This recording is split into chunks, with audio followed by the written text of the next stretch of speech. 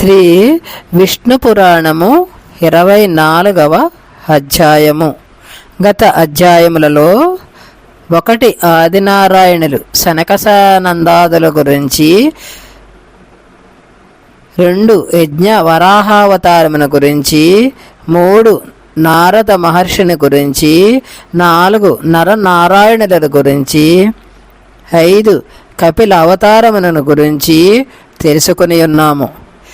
ఇక ఈ 24వ అధ్యాయములో దత్తాత్రేయుల గురించి తెలుసుకుందాము. అత్రి అనసూయ దంపతులకు దత్తాత్రేయుడుగా జన్మించి యోగనిష్టాగరిష్ఠుడై యోగ రహస్యములను అనేకులకు బోధించి భక్తులను ఉద్ధరించెను, గురుభావముతో మెలగెను. ఇక 7వ అవతారము సుయజ్ఞావతారము.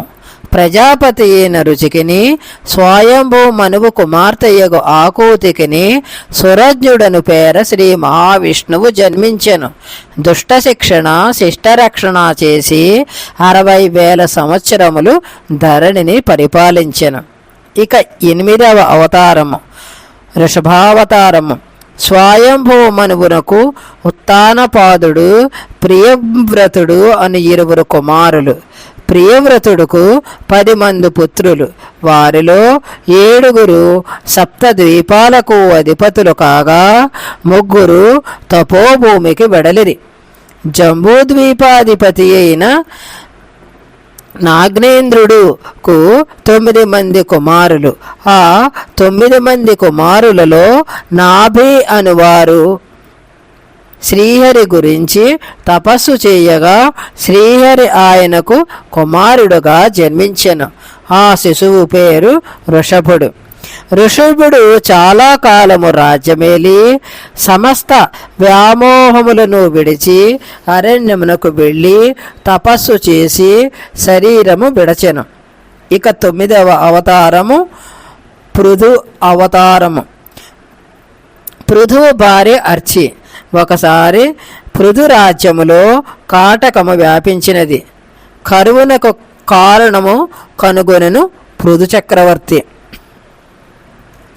భూదేవత అన్నము ఓషధులను తనలో దాచుకున్నదని నిశ్చయించుకొని ధనస్సు చేసి భూదేవి మీద బాణములు ఎక్కుపెట్టచూ ఉండగా అప్పుడు భూదేవి ఇట్లు పలికెను: రాజా, ప్రజలు కోరినట్టి బలమైన ఆహారము కావలనని ఆవు రూపమున ఉన్న నన్ను పితుకుటకు దూడను పాత్రను పితుకు వ్యక్తిని సిద్ధము చేయుము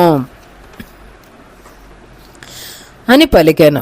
అట్లు భూదేవి చెప్పిన మాటలు విన్న పృథువు స్వయంభవ మనుమును తోడగాను తన అరచేతిని పాత్రగాను ఆవు రూపమున ఉన్న భూమిని నుండి తానే ఓషధులను పితికెను.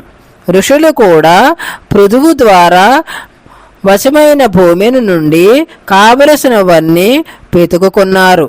తదనంతరము పృథువు భూమండలమంతయు చదును చేసి ప్రజలను కన్నబిడ్డల వరే పరిపాలించెను. కొంతకాలమునకు మోక్షమును సాధించుటకై పృథు చక్రవర్తి రాజ్యమును కుమారులకు అప్పగించి భార్యా సమేతుడై మందరగిరి చేరి తపస్సు చేసి భగవంతుని చేరుకొనిరి. ఇక 10వ అవతారము మీనావతారము లేదా మత్స్యావతారము. శ్రీహరి నాభికమలము నుండి బ్రహ్మను సృష్టించెను.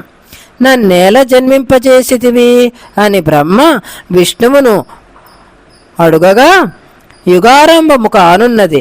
నీవు సృష్టి చేయుటకు వేదాధ్యయనము చేసి తగిన జ్ఞానము సమకూర్చుకొనమని ఆదేశించి చతుర్వేదములను శ్రీహరి బ్రహ్మకు ఇచ్చెను.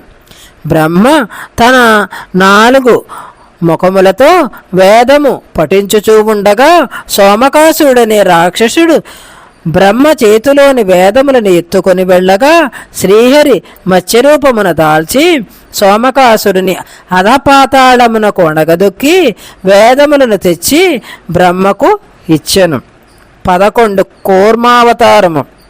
దేవతలకు రాక్షసులకు కలహము రాగా దేవతలు శ్రీహరిని ప్రార్థించగా క్షీరసాగర మదనము చేయమని చెప్పగా మందరగిరిని కవ్వముగాను వాసుకి అని సర్పమును తాడుగాను చేసుకుని సముద్రమును మదించుచూ ఉండగా అప్పుడు ఆ మందరగిరి సముద్రమున మునిగిపోవుచూ ఉండగా శ్రీహరి కూర్మావతారుడై మందరగిరిని మూపురమందు ఉంచుకొని పైకి లేవనెత్తెను.